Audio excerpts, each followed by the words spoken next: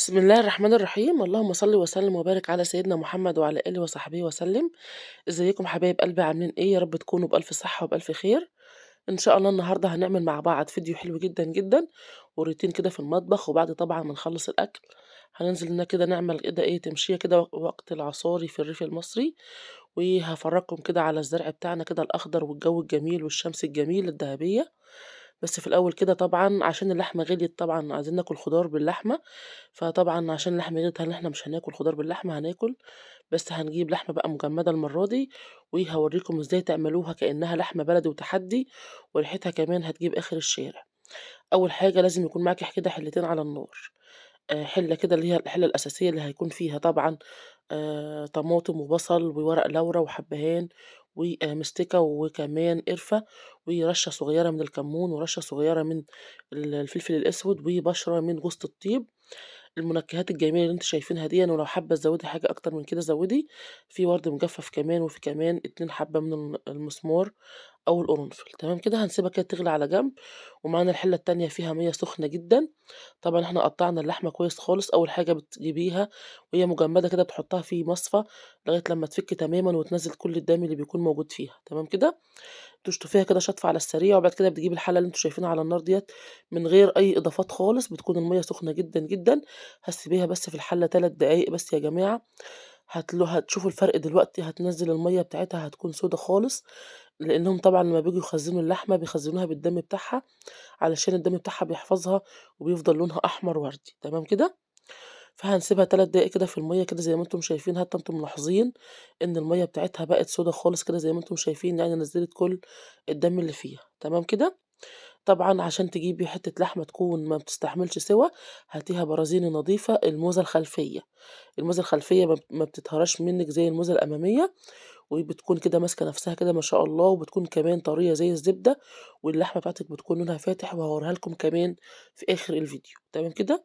طبعًا المَيّة دي إحنا هنتخلّص منها طبعًا، وهندّيها كده شطفة كده على السريع. بس طبعًا أنا كنت باصوّر بالإيد التانية. أنا هافصل معاكم التصوير وهاصفّيها كويس جدًا، جدًا من المَيّة اللي أنا شطفتها منها. بُصّوا اللحمة بقى لونها فاتح ما شاء الله. هي لسه نيّة يا جماعة، أخدت بس 3 دقايق في المَيّة السخنة. تمام كده؟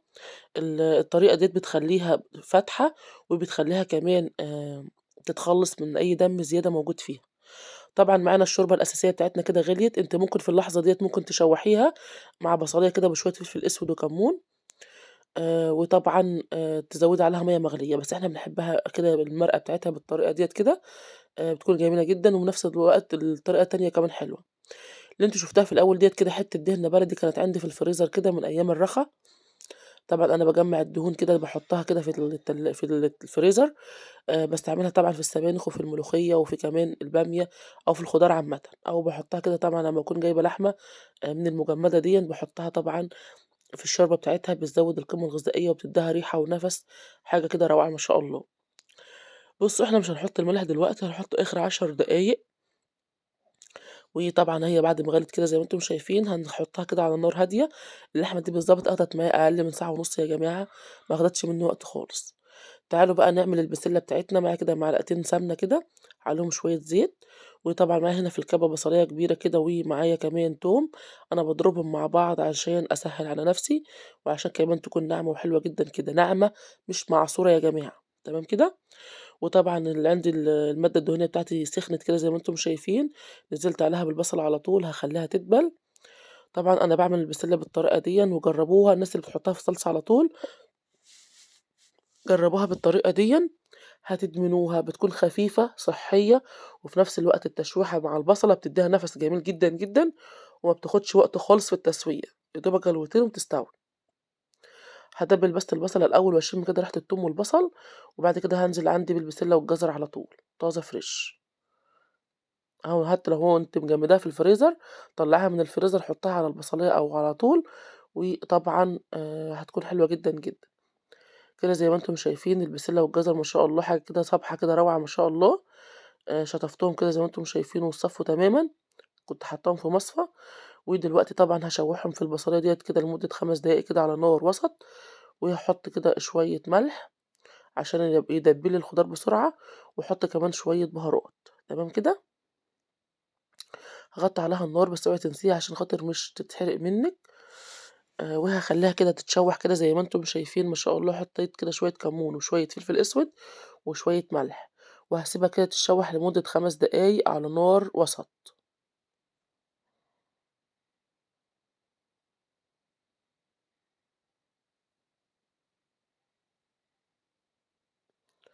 هاغطّي بقى عليها يا جماعة ما شاء الله، كده اتشوّحت كده زي ما أنتم شايفين، نزّلت المَيّة بتاعتها اللي موجودة في الخضار وفي البصل ورجعت شربتها تاني واتشوّحت كده زي ما أنتم شايفين. دلوقتي هننزل معانا بالطماطم بتاعتنا، طبعًا الطماطم بتاعتنا زي ما أنتم شايفين أهيًا جميلة جدًا، جدًا. وطبعًا أنا باكون مجهّزة معايا البطاطس، في ناس ما بتحبش يا جماعة تزوّد بطاطس، لكن إحنا بنحبها بالبطاطس بتكون حلوة جدًا، جدًا، خصوصًا إن ليّا ابن من أولادي يعني ما بيحبش البسلة، فبينقّي كده البطاطس مع الصوص بتاع البسلة كده أو الصلصة وياكلها، ما بياكلش بسلة ولا جزر. ممكن تضيفي في الفترة ديّة كده معلقتين كده من صلصة الطماطم عشان تعزّزي اللون، وحاطين هنا معلقة سُكّر، وحاطين كمان البهارات بتاعتنا كمون وفلفل أسود وكزبرة وبابريكا علشان تضبّطي اللون بتاعِك، تمام كده؟ هاسيبها بقى تستوي يا جماعة، وحطينا طبعًا الملح وضبّطنا الدنيا كده زي ما أنتم شايفين، وديّة كده صلصة الطماطم ما شاء الله، حطيت عليها بس نُص كوباية شاي أو الشطفة كده بتاعة الخلاط علشان إيه، طبعًا تتسبِّك معانا. كده اللحمة بتاعتنا يا جماعة استوت وبقت بُصّوا دايبة دوب وريحتها ما تفرقش نهائي عن اللحمة البلدي اللي أنتِ تجيبيها من عند الجزار، حلوة جدًا، جدًا. بُصّوا الموزة دي بتكون دايبة جدًا، بس طبعًا أنا مش عارفة أمسكها عشان سخن خالص زي ما أنتم شايفين بتغلي أهيًا، فأنا إيه طبعًا عايزة أورّيكم يعني إن هي استوت، حتى واضح كده زي ما أنتم شايفين ما شاء الله.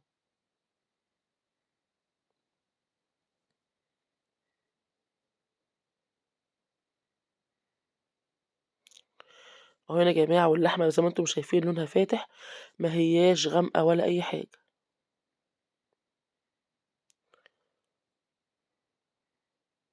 بُصّوا ما شاء الله. أنا إيديّا ما مش بتستحمل خالص الحاجات السخنة. والشوربة بتاعتها رايقة، ما فيهاش بقى أي رواسب أو أي حاجات طالعة من اللحمة، لإن إحنا خلاص اتخلّصنا منها في أول الفيديو.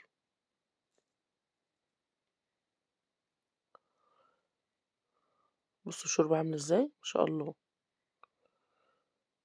وطبعًا ما تكتّريش الشوربة بتاعتها يعني مش هنخلّيها تعوم في مَيّة، ديّة واحدة كبابة صيني. والدهون كده سالت كده زي ما أنتم شايفين. معانا البسلة بتاعتنا يا جماعة استوت 3/4 سِوَى، باقي لها ربع بس ربع سِوَى، يعني استوت حوالي 75%. هننزّل بقى اللحمة عليها أهي كده زي ما أنتم شايفين، وهنزوّدها شوية كده من المرقة بتاعة اللحمة. وهنخلّيها تكمّل الربع سِوَى الباقي كده فيها، على نار وسط، ما تعلّيش النار عشان كده تتردد كده وتشرب من الصلصة كده، وكمان البسلة تشرب من اللحمة. كده خلاص استوت وفصلنا عليها النار كده زي ما أنتم شايفين، وما شاء الله حاجة كده روعة ما شاء الله، جميلة جدًا، جدًا، جدًا. ممكن في هذه اللحظة يعني تحطّها في الفرن تاخد وِش كده في طاجن فخار، وممكن زي ما أنتم شايفين تسيبيها من غير طواجن. بُصّوا إحنا بقى غرفنا الأكل، بُصّوا الشوربة رايقة وجميلة جدًا إزاي. وعملنا جنبها رز بشعرية طبعًا كلّنا بنعرف نعمله أهوًا، مفلفل وجميل جدًا، جدًا. والخضار بتاعي حاجة كده ما شاء الله تحفة جدًا يا جماعة. بُصّوا الشوربة رايقة وجميلة خالص، أنا طبعًا صفيتها من البصل والطماطم والبهارات الصحيحة اللي كانت موجودة معايا. بُصّوا أنا باحبها كده تكون آآ تقيلة شوية، مش باحبها تكون زي المَيّة كده، ما شاء الله. بُصّوا قطعة كده من الموزة، بُصّوا دايبة دوب ما شاء الله. وعايزة أقول لكم ما بتاخدش وقت خالص في التسوية. أقل من ساعة ونُص على النار وعلى نار هادية، استوت وبقت زي الزبدة أهيًا.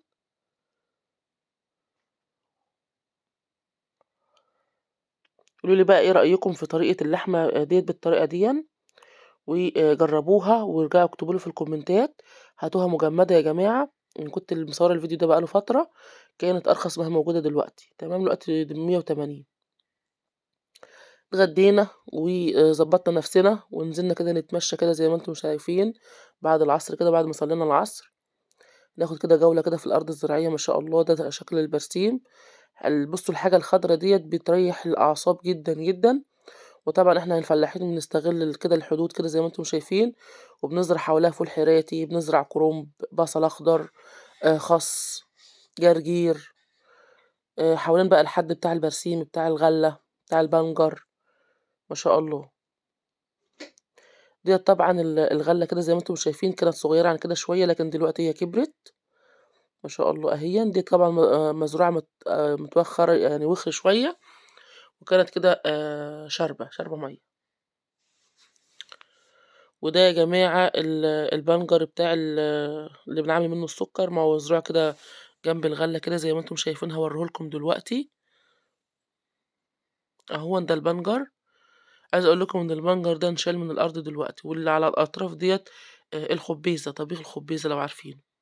بتبقى البذور ديّة موجودة كده في باطن الأرض، وفي الموسم بتاعها أو في الوقت بتاعها بتطلع كده إيه، مع الزرع. شايفين يا جماعة السما صافية والشمس كده دهبية، ما شاء الله. طبعًا كنت لابسة الخمار بتاعي، ونزلت كده اتمشيت كده ما شاء الله، قُلت لازم أصور لكم المنظر الجميل ده، والجو كان ما شاء الله 10 على 10.